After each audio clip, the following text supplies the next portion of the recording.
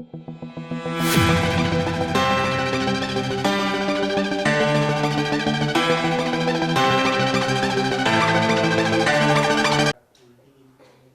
MCQ है the value of force constant between the applied elastic force F and displacement will be.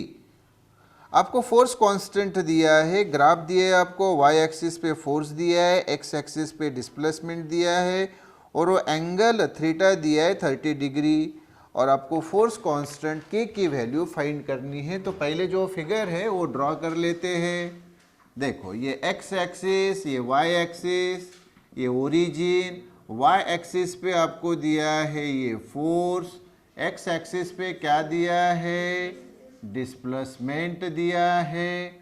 Okay, force हम F से denote करते हैं, displacement x से denote करते हैं और आपको इस प्रकार से ये एंगल दिया है थीटा, कितना दिया है, 30 डिग्री। ओके, तो आपको मालूम है force equal to F equal to होता है kx, फोर्स इक्वल टू ये k यानी कांस्टेंट, ये फोर्स k यानी कांस्टेंट और x यानी डिस्प्लेसमेंट। तो फिर बताओ k इक्वल टू क्या होगा, F बाई एक्स। तो फिगर से मुझे बताओ ये F है फोर्स और ये x है डिस्प्लेसमेंट। यस, तो ये F बाई एक्स को आप मुझे थीटा के रूप में बता सकते हैं क्या? हाँ, है कि नहीं? tan 30, tan थीटा यानी tan 30 equal to opposite side upon adjacent side.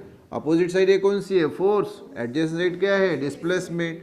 तो k वैसे ही और ये फोर्स अपॉन डिस्प्लेसमेंट यानी tan 30। तो tan 30 की वैल्यू क्या आती है? तो ये आ गया आंसर। Okay, yes. उसके बाद में नेक्स्ट इसमें आपको बोला गया है, नेक्स्ट प्रॉब्लम क्या बोला गया है, देखो नेक्स्ट प्रॉब्लम में कि the diagram shows stress versus strain. आपको एक डायग्राम यानी ग्राफ दिया है स्ट्रेस वर्सेस स्ट्रेन का, stress versus strain curve for the materials A and B। दो मटेरियल्स दिए हैं आपको, A और B, उनके ग्राफ दिए हैं और from the curves we infer that, to infer means to find conclusion, conclusion निष्कर्ष निकालना। तो इस ग्राफ से आप क्या निष्कर्ष निकालते? Option B, A is ductile and B is brittle. किसे आप डक्टाइल मटेरियल और किसे आप ब्रिटल मटेरियल बोलेंगे?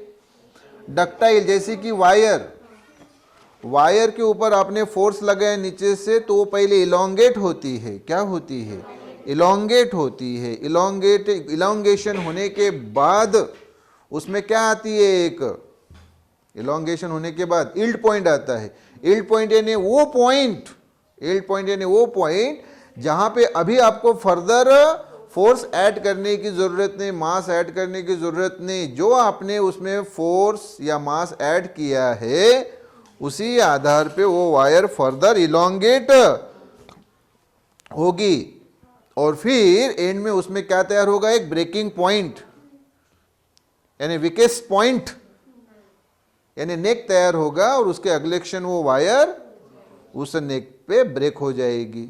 ओके, तो ये हो गई डक्टाइल मटेरियल। ब्रिटल क्या होता है? जैसे कि कांच, ग्लास, ग्लास से ब्रिटल है। ग्लास के ऊपर अगर आपने फोर्स लगाया तो क्या वो इलोंगेट होगा? होगा क्या? नहीं। जैसी उसकी इलास्टिक लिमिट क्रॉस होगी तो वो क्या हो जाएगा, सीधा टूट जाएगा, ब्रेक होगा। तो मुझे बताओ क्या ब्रिटल मटेरियल में जैसे कि ग्लास में यील्ड पॉइंट तैयार होता है? नहीं तैयार होता है। तो आपको जो ग्राफ दिया है वो मैं दोनों ड्रॉ करके देता हूँ और उसमें ए जहाँ देखो वो जो आपको दिख रहा है ए में है वो क्या, यील्ड पॉइंट। बी में दिख रहा है क्या? नहीं। बता तो यील्ड पॉइंट देखो।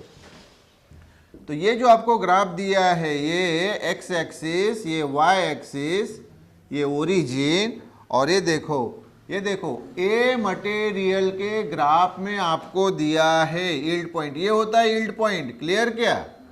और बी के इसमें देखो ये ए का हो गया और ये तो यील्ड पॉइंट ये y यानी यील्ड पॉइंट, क्या यील्ड पॉइंट यानी समझ में आया ना, कौन सा पॉइंट, जहां पे मतलब डक्टाइल मटेरियल में, जैसे कि वायर बताया ना मैंने, वायर अभी ये रिजिड सपोर्ट, ये वायर है, ये वायर की लेंथ यल, ये आपने फोर्स लगाया तो इसमें क्या आता है, इलोंगेशन आता है।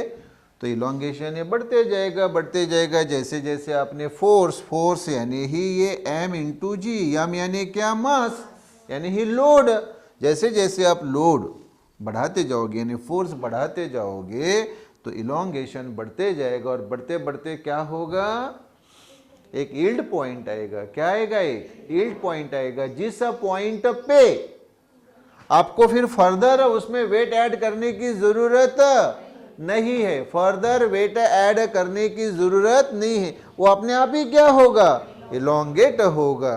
ओके, तो उस पॉइंट को क्या बोलते हैं, उस डक्टाइल मटेरियल के ग्राफ के उस पॉइंट को क्या बोलते हैं, यील्ड पॉइंट बोलते हैं। ये कहाँ दिख रहा है बताओ बर, ए में, तो ऑब्वियसली ए कौन हुआ, डक्टाइल मटेरियल हुआ, और बी में दिख रहा है क्या, देखो बर, जो वायर बी है उसका ये ग्राफ है, ये बी वायर नहीं है, हाँ बी वायर का ग्राफ है, ये ए वायर नहीं है, ए वायर का ग्राफ है, उसका जो बिहेवियर होता है जब उसके ऊपर लोड लगाया जाता है तो उसका एक ग्राफ है। तो पहले इसमें क्या है, यील्ड पॉइंट है, तो वो कौन सा मटेरियल, डक्टाइल मटेरियल, जैसे कि मेटल वायर्स है ना, gold, silver, iron, steel, bronze, अलग अलग प्रकार के जो भी डिफरेंट टाइप्स ऑफ वायर्स है, हाँ वो जनरली सभी वायर से डक्टाइल होते हैं। क्लियर, ग्लास, कांच, ये क्या है, ब्रिटल है। तो ऑप्शन कौन सी बताओ फिर, बी ऑप्शन, यस। उसके बाद में नेक्स्ट प्रॉब्लम में, which one of the following is the Young's modulus in newton पर meter square for the wire having the stress strain curve as shown in the figure. हाँ, आपको जो curve यानी जो ग्राफ दिया है वो स्ट्रेस वर्सेस स्ट्रेन का दिया है, वाई एक्सिस पे स्ट्रेस दी है, एक्स एक्सिस पे स्ट्रेन दी है, और आपको पूछा है कि भाई, आपको पूछा है कि भाई इसमें यंग्स मॉडुलस कितना। तो यंग्स मॉडुलस फाइंड करने के लिए देखो, फिर पहले जो आपको ग्राफ दिया है उसको बरोबर समझ लो। देखो एक्स एक्सिस, ये वाई एक्सिस, ये ओरिजिन, ओके, और ये आपको ग्राफ दिया है। वाई एक्सिस पे आपको वैल्यूज दिए, देखो ये 2 है, 4 है, 6 है, 8 है, 10 है ना, हाँ, किसमें, न्यूटन पर मीटर स्क्वायर। क्लियर किया, और वो भी पावर में 10⁷ में दी है, क्या दी है, और ये वाई एक्सिस पे ये आपको स्ट्रेस दी है, ओके, स्ट्रेस दी है, और एक्स एक्सिस पे क्या दी है, ये स्ट्रेन दी है, और इसकी वैल्यूज भी आपको दी है 2, 4, 6, 8, और वो कौन से पावर में दी है, 10⁻⁻4 के पावर में। कौन से पावर में दी है, 10⁻⁻, और आपको क्या फाइंड करना है, बोलिए, आपको फाइंड करना है उसमें यंग्स मॉडुलस। तो बोलिए क्या होता है फिर यंग्स मॉडुलस, वाई है ना, लॉन्जिट्यूडनल स्ट्रेस, सादी भाषा में स्ट्रेस अपॉन लॉन्जिट्यूडिनल स्ट्रेन, सादी भाषा में स्ट्रेन, है ना, बरोबर है नहीं। तो इसको सादी भाषा में अगर हम लिखेंगे तो ये स्ट्रेस अपॉन स्ट्रेन, बरोबर। तो आप मुझे बताओ जरा, इस केस के लिए आप फिगर में आप बरोबर देखेंगे, फिगर में अगर आप बरोबर उसको प्रॉपरली देखेंगे तो आपको दिखाई देगा कि जब स्ट्रेस की वैल्यू, किसकी वैल्यू बाबू, स्ट्रेस की वैल्यू कहाँ पे मैच कर रही है, देखो स्ट्रेस और स्ट्रेन की वैल्यू कहाँ पे मैच कर रही है, देखो ग्राफ में, हाँ ग्राफ में मैं उस प्रकार से ड्रॉ कर लेता हूँ, इस प्रकार से दी है ना, तो बरोबर ध्यान दीजिए फिर से, हाँ ये ऐसे है कि नहीं, बरोबर चेक करो ग्राफ को।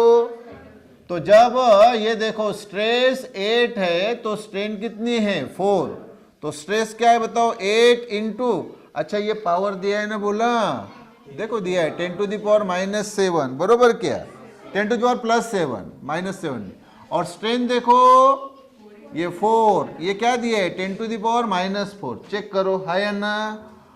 अच्छा तो इसको हम अप लेंगे तो क्या होगा प्लस, है ना, और ये 4 1 जा 4, 4 2 जा 8, तो 2, 10 टू द पावर 7, ये 10 टू द पावर 4, तो 2 into 10 to the power 11 newton पर मीटर स्क्वायर, ये आ गया यंग्स मॉडुलस। क्लियर।